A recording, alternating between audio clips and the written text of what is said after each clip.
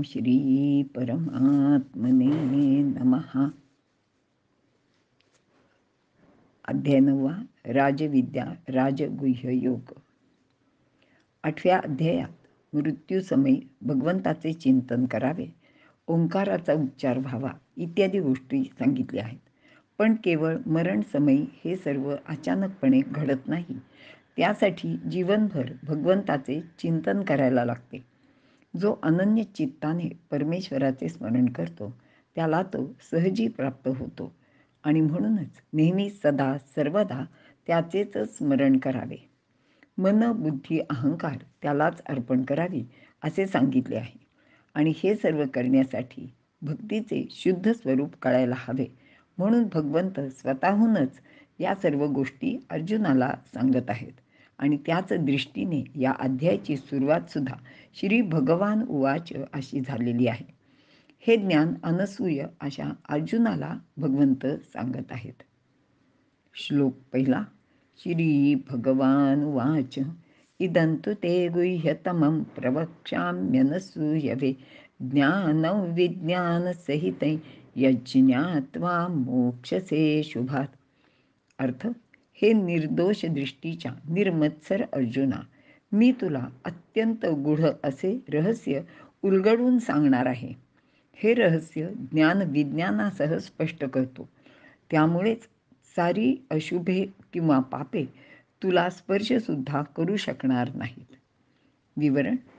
अर्जुन असूया नसलेला म्हणजेच मत्सरशून्य असा होता. तो इतरांचे कधीच वाईट चिंतित नसे. तो चांगल्या मनाचा असल्यामुळेच भगवान श्रीकृष्ण त्याला आपणहून गूढातील गूढ असे हे ज्ञान सांगणार आहेत. हे ज्ञान ते विज्ञानासह सुद्धा देणार आहेत. विज्ञान म्हणजे विशिष्ट ज्ञान. हे ज्ञान मर्यादित असले तरी ते अनुभवजन्य असते. आजचे सायन्ससुद्धा हे असेच अनुभवजन्य ज्ञान आहे. श्रीकृष्ण जे गूढतम ज्ञान अर्जुनाला सांगणार आहेत ते त्यांचे स्वतःचे अनुभवाधिष्ठित असेच आहे. त्यामुळेच ते त्याचे रहस्य उलगडून सांगणार आहेत. असे हे ज्ञान समजले तर अर्जुन अशुभ घटनांपासून मुक्त होईल असे आश्वासनसुद्धा भगवान श्रीकृष्ण अर्जुनाला देत आहेत. ज्ञान म्हणजे ब्रह्मज्ञान किंवा स्वरूपज्ञान, जे जाणल्या क्षणी जीवाची संसार बंधनातून मुक्तता होते व त्यास मोक्ष प्राप्त होतो. हे ज्ञान उत्तम व सुलभ आहे, परंतु प्रापंचिक आपल्यासारखे सामान्य लोक मात्र याबद्दल खूपच उदासीन असतात. कारण ते लौकिक बाह्य सुखात अगदी गर्क झालेले असतात. त्यामुळेच त्यांना सर्व व्यापक परमात्मा अनुभवालाच येत नाही. विज्ञान म्हणजे प्रपंचविषयक ज्ञान. जर ब्रह्मज्ञान प्राप्त करायचे असेल तर प्रपंचविषयक ज्ञान असणे सुद्धा खूप गरजेचे आहे असे भगवान श्रीकृष्णांना वाटते.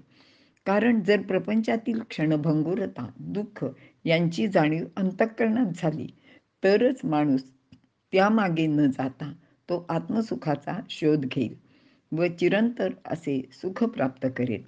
7व्या अध्यायात ज्ञान विज्ञानाला परा आणि अपरा प्रकृती म्हणून भगवंताने संबोधिले आहे. अपरा प्रकृती म्हणजेच विज्ञान किंवा प्रपंच ज्ञान आणि पराप्रकृती म्हणजे ज्ञान किंवा ब्रह्मज्ञान किंवा स्वरूप ज्ञान. या ठिकाणी हे सर्व लक्षात घेतले पाहिजे की हा उपदेश किंवा हे ज्ञान अर्जुनालाच का बरे सांगितले जात आहे, तर तो अनसूय आहे. म्हणजेच अर्जुनात मत्सरबुद्धी, द्वेषभाव, इतरांचा उत्कर्ष सहन न होणे इत्यादी दोषांचा पूर्ण अभाव आहे. हे दोष त्याच्याजवळ अजिबात नाहीत. शिवाय अर्जुनाची बुद्धिमत्ता भगवंत सांगत असलेल्या प्रत्येक गोष्टीबद्दल त्याला अगत्य आहे. सांगितल्या गोष्टीची हेळसांड न करण्याची त्याची वृत्ती असल्यामुळेच भगवंत त्याला हे गुह्य गुपित सांगत आहेत. ज्ञानदेव अर्जुनाचं असं वर्णन करतात की अर्जुना, तू परीससी, परीसोनी अनुष्ठिसी, तरी आम्हाची वाणी कायसी सांगावयाची. अर्जुना, तू नीट ऐकतोस आणि ऐकल्यानंतर ते कळल्यानंतर तू त्या गोष्टी सर्व आचरणात सुद्धा आणतो. आणि हे मला म्हणजे भगवंताला चांगलंच माहिती असल्यामुळे भगवंत असं म्हणतात की मग अशा सगळ्या गोष्टी तुला सांगायला मी कशाला नाही म्हणू. असं भगवंत हे अर्जुनाच्याबद्दल बोलत आहेत. आणि भगवंत ही जी विद्या कशी आहे ते पुढील श्लोकात त्याला सांगणार आहेत. इथे आपण थांबूया.